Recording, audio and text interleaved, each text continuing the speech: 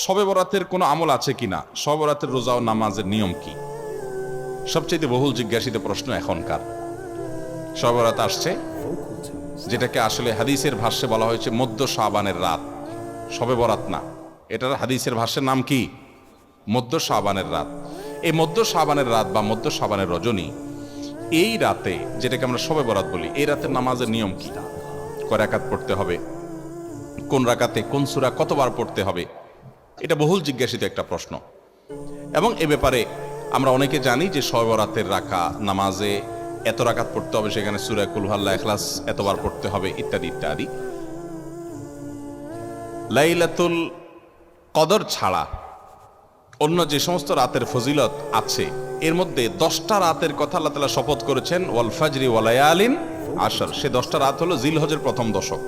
খবরও নেই আমাদের দেশে মানুষের, যে রাতগুলোর শপথ আল্লাহ কোরআনে করছেন, কত ফজিলতপূর্ণ, কিন্তু জিলহজের প্রথম দশকের রাতের কোনো বিশেষ ফজিলতের কথা আমরা কয়জনে জানি? যাই হোক, মধ্য শাবান রজনীর কথা আমরা বেশি জানি শুধু না, সবচেয়ে বেশি আমরা এ রাতে ইবাদত বন্দেগীর চেষ্টা করি। তো সবচেয়ে বেশি চেষ্টা তো হওয়া উচিত হলো লাইলাতুল কদরে। এর পাশাপাশি যদি কেউ মধ্য শাবানের রাতে আল্লাহ তাআলার ক্ষমা লাভের চেষ্টা করে, সেটা দর্শনীয় না, সেটা জায়েজ। এ রাতের এতটুকু ফজিলত অবশ্যই প্রমাণিত যে আল্লাহ রাব্বুল আলামিন এ রাতে হিংসুক ছাড়া, মুশরিক ছাড়া বাকি মানুষগুলোকে সাধারণ ক্ষমা ঘোষণা করেন। অতএব এ রাতের একেবারে কোনোই ফজিলত নেই, ব্যাপারটা সেরকম না। বিভিন্ন হাদিসের আলোকে এটুকু অন্তত সাব্যস্ত হয় যে আল্লাহ তাআলা হিংসুক এবং আপনার মুশরিক ছাড়া, মানুষের পিছিয়ে লাগে শত্রুতা, এই মানুষ ছাড়া বাকি মানুষকে মাফ করে। তাহলে মধ্য শাবানের রাত বা যেটাকে শবরাত বলছি আমরা, এই রাতের মূল আমলই হলো, এটাকে কেন্দ্র করে মূল আমলই হলো নিজেকে শিরক এবং হিংসা থেকে পরিচ্ছন্ন করা, সাধারণ ক্ষমার উপযুক্ত করা। এটা হলো মূল আমল, বাস। এর বাইরে আপনি ক্ষমা লাভের জন্য যদি চেষ্টা করেন, সেটা কোনো দর্শনীয় বিষয় নয়। তবে এই রাতকে কেন্দ্র করে বিশেষ ফরম্যাটে নামাজ, রাত জেগে, তারপর বিশেষ ফরম্যাটে ইবাদত, এই সূরা এতবার, এই নামাজ এত রাকাত, এরকম কোনো কথা কোরআন হাদিসে বর্ণিত হয়নি। এগুলো আমরা মনগড়া বানিয়ে নিয়েছি। এবং যদি এরকম কোনো ফরম্যাট আমরা ঠিক করে নিয়ে সেভাবে ইবাদত করাটাকে আমরা এ রাতের আমল, শরিয়া সিদ্ধ আমল মনে করি বা সুন্নাহ আমল মনে করি বা কোন হাদিস নির্দিষ্ট আমল মনে করি, তাহলে বেদাতে পর্যবসিত হবে। অতএব বাড়াবাড়ি এবং ছাড়াছাড়ি এই দুইটাই আমাদেরকে পরিহার করতে হবে। যতটুকু আছে ততটুকু আমরা আমল করব এবং এসে আমল অনুযায়ী আমরা চলার চেষ্টা করব। শবে বরাতে সবচেয়ে বেশি মানুষ মসজিদে কেন ভিড় জমায় বলেন তো? শবে কদর বেশি ফজিলতপূর্ণ না এই রাত? শবে কদর কোনো তুলনা আছে শবে কদরের সাথে কোনোটার? কিন্তু শবে কদরে কি এত মানুষ ইবাদত বন্দেগী করার চেষ্টা করে শবে বরাতে যত করে? কারণ কি? মিষ্টির জন্য বলে, খারাপ বলেন নাই। আমি ছোট থাকতে যখন মাদ্রাসায় পড়ি, লজিংয়ে ছিলাম এক বাড়িতে, আমার মনে আছে এক মসজিদে সারা রাত শবে বরাতে এরকম দোয়া দরুদ হয়েছে। এবার শেষে মিষ্টি বিতরণ হচ্ছে, জিলাপি দিতে আর কি, তখন তো জিলাপি দেওয়া হচ্ছে।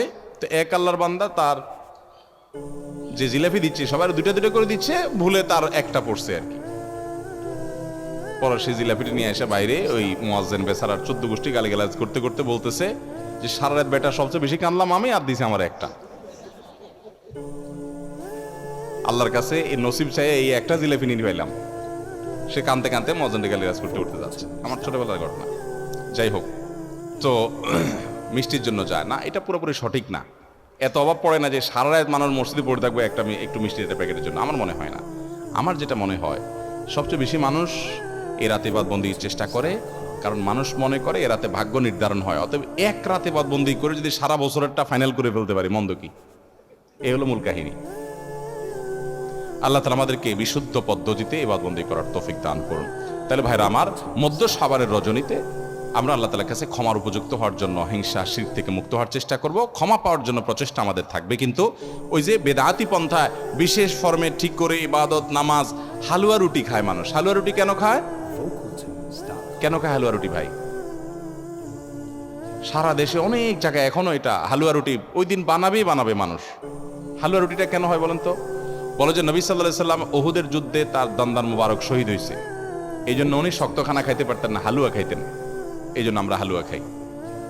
আরে ভাই, নবী সাল্লাল্লাহু আলাইহি সাল্লামের দাঁত ভাঙছে প্রথম কত, ওটা শাবান মাসে ঘটেই না, ওটা বলছে আরেক মাসে। আপনি এটা এই মাসে আনলেন কোত্থেকে? আচ্ছা, তারপরে যদি ধরে নেই এই মাসেই হয়েছে, তো ওনার দাঁত ভাঙছে কাদের আঘাতে? মুশরিকদের আঘাতে, তাই না? আল্লাহর দুশমনদের আঘাতে। তো কাফেরদের আঘাতে, দাঁত ভাঙাতে উনি হালুয়া খাইছে বলতেছেন, যদি এটার কোনো ভিত্তি নেই, বোগাস কথা। তারপরে ধরে নিলাম, তো আপনি ভালো দাঁত নিয়ে হালুয়া খাচ্ছেন কোন শরমে? আপনার বাপের একটা শত্রু আছে, আপনাদের ফ্যামিলির একটা শত্রু আছে, সে আপনার বাপের ধরে আচ্ছা ধরে মেরে ঠ্যাং ভেঙে দিয়েছে। আপনার বাপ বেচারা ওই ভাঙা ঠ্যাং নিয়ে একটা লাঠি নিয়ে ভর করে করে খোড়ায় খোড়ায় উনি হাঁটেন, কারণ পা ভেঙে গেছে বেচারা। আপনি আপনার বাবার ওই যে শত্রু, যে আপনার বাপের পা ভাঙছে, ওই শত্রুর সাথে আপনার বিরাট দরম বরম দোস্তি, চা দোকানে আড্ডা ফাড্ডা মারেন, সব জায়গায় ঠিক আছে, কিন্তু বাড়িতে আইসা বাপের সামনে আপনি ভালো পাও নিয়া একটা লাঠি নিয়ে আপনি খোড়ায় খোড়ায় হাঁটেন। কেন? বাবার প্রতি সহমর্মিতা দেখে আসতা যে আমার বাবার যেহেতু পা ভেঙে দিছে, এই জন্য বাবা খোঁড়া খোঁড়ায় হাঁটে, আমি এখন ভালো পাও নিয়া লাঠি নিয়ে খোঁড়ায় খোঁড়ায় হাঁটতেছি। কি বলেন? এই দৃশ্য যদি দেখে আপনার বাপে কি করবে? হাতের লাঠিটা দিয়ে বলবে, আমার পাও যা যাক, তোর আগে কয়টা বাড়ি দিই বেয়াদব, তুই আমার ব্যাঙ্গাইতে আসছস? আমার পা ভাঙছে যারা, তুই পারলে তাদেরকে বিচারের আওতায় আনবি, তাদের একটা বিহিত করবি। সেটা না করে তার লগে তলে তলে তোমার সম্পর্ক, তুমি আসছো আমার এখানে নাটক করে আমার সহমর্মিতা জাহির করতে। নবী সাল্লাল্লাহু আলাইহি সাল্লামকে যারা দাঁত ভাঙছে তাদের সাথে তো দোস্তির কোনো কমতি নেই, তাদের প্রতি তো আপনার সহমর্মিতার কোনো কমতি নেই, ওয়ালা বারা বলতে কিচ্ছুই নেই। কিন্তু আপনি হালুয়া খায়া ভালো দাঁত নিয়া আপনি নবী সাল্লাল্লাহু আলাইহি সাল্লামের প্রতি সহমর্মিতা প্রদর্শন করছেন। এর চেয়ে হাস্যকর আর কি হতে পারে? আল্লাহ আমাদেরকে সঠিকভাবে দিন পালন করার তৌফিক দান করুন। সবরাতে আসলে ওই যে আগে এক সময় আমরা দেখতাম পটকা ফুটতো, বাজি ফুটাইতো, যাক আলহামদুলিল্লাহ এগুলো পুলিশ প্রশাসনের নির্দেশনার কারণে থামছে। এরপরে ওই যে আতশবাজি করা, রাতে গোসল করা, অনেক তামাশা আমাদের সমাজে আছে সবরাতকে কেন্দ্র করে, শত শত বেদাতের আয়োজন এ রাতকে কেন্দ্র করে আছে। আল্লাহ আমাদেরকে এগুলো থেকে বেঁচে থাকার তৌফিক দান করুন। আমরা আল্লাহর কাছে ক্ষমা লাভের চেষ্টা করবো, আল্লাহ আমাদেরকে ক্ষমা লাভ করার, ক্ষমা পাওয়ার তৌফিক দান করুন। এরপর প্রশ্ন হলো, এতেকাফ কত রমজান থেকে করা উত্তম? এতেকাফ অবস্থায় কি কি করা যায় আর কি কি করা যাবে না, একটু জানাবেন। কারণ আমাদের সমাজে এতেকাফ নিয়ে অনেক ভুল শর্ত দেওয়ায় অনেকে ভয় আর এতেকাফ করতে চায় না। ভাইরে, তিনটা ইবাদতের স্বাদ খুব দ্রুততার সাথে বান্দা পায়, নগদে পায়। এর ভিতরে একটা হলো সিজদা, নামাজ। একটু আগে বললাম, যদি সুন্দর করে পড়েন আপনি নগদে স্বাদ পাবেন। একটু লম্বা সিজদা দিয়ে একটু চোখের পানি ফেলায় দেখেন, আল্লাহর কাছে খুব স্বাদ পাবেন, তৃপ্তি পাবেন। আরেকটা হলো এতেকাফ। এতেকাফ, সুবহানাল্লাহ, এর স্বাদ যে পাইছে তাকে আর কেউ বেঁধে রাখতে পারবে না। আমার বুঝজ্ঞান হয়েছে থেকে আমার আব্বা জান রহমতুল্লাহ আলাইকে আমি দেখেছি, আব্বা রমজানে সবসময় এতেকাফ করতেন। সচরাচর কোনো বিশেষ বিপদ না হলে তিনি এতেকাফ ছাড়তেন না। আব্বা জান রহমতুল্লাহ আলাই গত আগস্ট মাসের 18 তারিখে দুনিয়া থেকে চলে গেলেন। কয়েক মাস হলো। গত রমজানে আল্লাহর বান্দা ক্যান্সারে আক্রান্ত, গ্রামের বাড়ি পাঠাইছি আমি, ডাক্তার বলছে অবস্থা ভালো না, লক্ষণ ভালো না, একটু গ্রাম থেকে ঘুরে আসুক। আমি গ্রামে পাঠাইছি, উনি গিয়ে মসজিদে এতেকাফ বসে গেছে এবং শেষ দশক পুরাটা মসজিদে এতেকাফ করলেন। মারাত্মক ব্যথা, ক্যান্সারের পেইন। আমি বলছি কিভাবে এতেকাফ বসছে উনি? আমা বলে যে উনি এতেকাফ বসছে, উনি বলে যে আমি ভালো আছি, তোমাদের টেনশন করা লাগবে না, এতেকাফ ছাড়া আমি থাকতে পারবো না। শেষ দশক পুরোটা এতেকাফ করলেন। আজকের এই রমজানে আল্লাহর বান্দা কবরের বাসিন্দা। আমি নিজে আলহামদুলিল্লাহ চেষ্টা করি রমজানে এতেকাফ করার, চেষ্টা করি। খুব বিশেষ অসুবিধা না হলে আমার বুঝজ্ঞান হয়েছে থেকে আমি চেষ্টা করি আমলটা। অন্য আমল করতে পারি না, এটা ছাড়ার চেষ্টা করি না, মানে এটা ছাড়তে চাই না, চেষ্টা করি এটা করার। এতেকাফের নগদ স্বাদ পাওয়া যায় ভাই, অভূতপূর্ব এক স্বাদ। যারা করেছেন তারা জানেন। আল্লাহর ঘরে একটু বসে যান, বসে এবাদবন্দি করেন, আপনার ফিল হবে কি জানেন? ফিল হবে গাট্টি বসকা নিয়ে আল্লাহর চৌকাঠে এসে পড়ে গেছে, এরকম একটা ফিল হবে, অনুভব হবে, অসম্ভব ভালো লাগা কাজ করবে। বিশেষ করে এই মোবাইল টিপি দুনিয়ার হাজারটা কাজে, ইজি কাজে বিজি থাকার এই সময়ে 10টা দিনের জন্য আপনি নিজেকে বন্দি করে ফেলেন মসজিদে, অন্যরকম একটা স্বাদ পাবেন। আরেকটা ইবাদতের স্বাদ নগদ পাওয়া যায়, অনেক ইবাদতের স্বাদই নগদ পাওয়া যায়। আমি তিনটা আমার অভিজ্ঞতার আলোকে বলছি। সেটা হলো আরাফাতের ময়দানের দোয়া। আল্লাহ যাদেরকে তৌফিক দিয়েছেন তারা জানেন কি তৃপ্তি, কি স্বাদ, কি ভালো লাগা।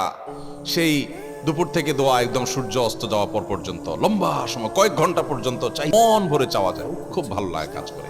আল্লাহ আমাদেরকে সব ইবাদতের স্বাদ পাওয়ার তৌফিক দান করুন। তাহলে ভাইরা আমার, এতেকাফ ইনশাআল্লাহ আমরা করবো তো? আল্লাহ চাহেন তো? খুব লজ্জার কথা যে আমাদের দেশে মসজিদগুলোতে এতেকাফের জন্য টাকা দিয়ে লোক ভাড়া করা লাগে। আছে না নাই? আহারে কপাল পড়া রে। নবী করিম সাল্লাল্লাহু আলাইহি সাল্লাম রমজানের রোজা ফরজ হওয়ার পর থেকে নিয়ে তৃতীয় হিজরিতে, দ্বিতীয় বা তৃতীয় হিজরিতে রমজান রোজা ফরজ হওয়ার পর থেকে নিয়ে তার ওয়াফাতের আগ পর্যন্ত একটি বারের জন্য ইতিকাফ ছাড়া থাকেন নাই। যে আমলটা নবী করিম সাল্লাল্লাহু আলাইহি সাল্লামের জীবনে একবারও ছাড়েন নাই, আমরা বেশিরভাগ লোক জীবনে একবারও করি নাই। হাত তোলেন দেখি কারা কারা ইতিকাফ করছেন মসজিদ 10 দিন রমজানের, শেষ 10 দিন ফুল ইতিকাফ করছেন, জীবনে একবার হলেও করছেন যারা হাত তোলেন। দেখেন কয়টা হাত উঠছে, গোনা যাবে না। এর মানে হলো ম্যাক্সিমাম মানুষ আমরা জীবনে একবারও করি নাই। যে আমল আমার নবী সাল্লাল্লাহু আলাইহি সাল্লাম জীবনে কখনো ছাড়েন নাই, সেটা আমি কখনো জীবনে একবারও করি নাই। আরে ভাই, চরম শত্রুর সাথেও তো এরকম বৈপরীত্য থাকে না, সেখানে আপনার নবীর সাথে আপনার এরকম বৈপরীত্য। ইতিকাফ করবেন তো ইনশাআল্লাহ?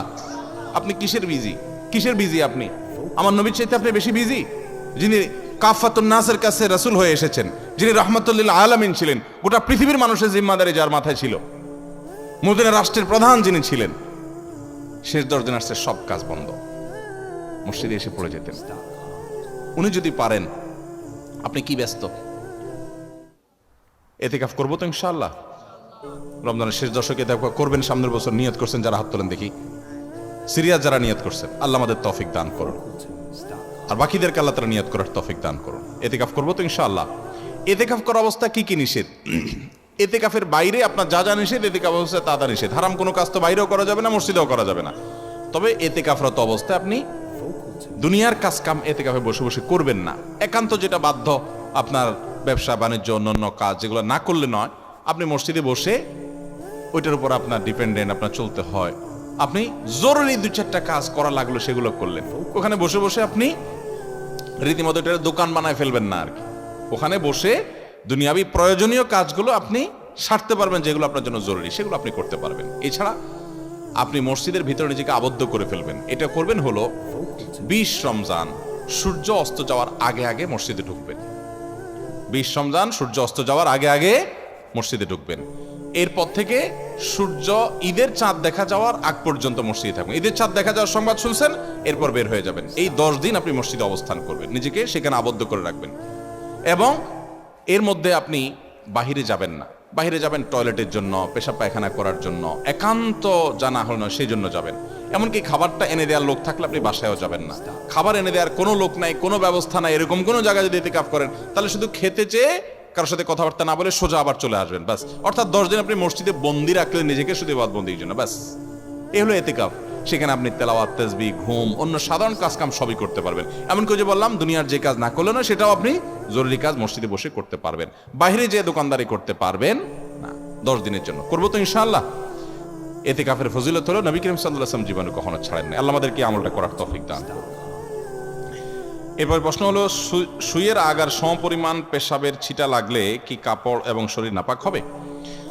সুইয়ের মাথায় যে পরিমাণ পেশাবের ফোঁটা থাকে, ছিটা থাকে, এই পরিমাণ পেশাব যদি লেগে যায় কাপড়ে, 2-4টা 5টা 10টা এরকম কিছু ছিটা লেগে যায়, তার কারণে কাপড় বা শরীর নাপাক হবে না। কারণ এটা থেকে মানুষ চাইলেও বাঁচতে পারে না, এটা খুব সূক্ষ্মভাবে লেগে যায়, এতটা সতর্ক থাকা সম্ভব নয়। সেজন্য এটা মাফ। যে সুইয়ের আগায় যে পরিমাণ পানি থাকে, ওইরকম ছোট ছোট ছিটা যদি পড়ে যায়, সেটা মাফ। কিন্তু ইচ্ছাকৃতভাবে এরকম ছিটা ফেলানো, ইচ্ছাকৃতভাবে মানে কি, আপনি দাঁড়ায় সরসরা করে পেশাব করা শুরু করছেন শক্ত একটা জায়গায়, তাহলে অটোমেটিকলি আপনার গায়ে ছিটা আসবে। অতএব আপনি এমনভাবে পেশাব করবেন যাতে ছিটা না আসে। তারপরেও যদি চলে আসে, ইনশাআল্লাহ এর কারণে কি হবে না, আপনার গুনাহ হবে না, এবং আপনার পোশাক বা শরীরও অপবিত্র হবে না। ওই পোশাকে আপনি নামাজ পড়তে পারবেন।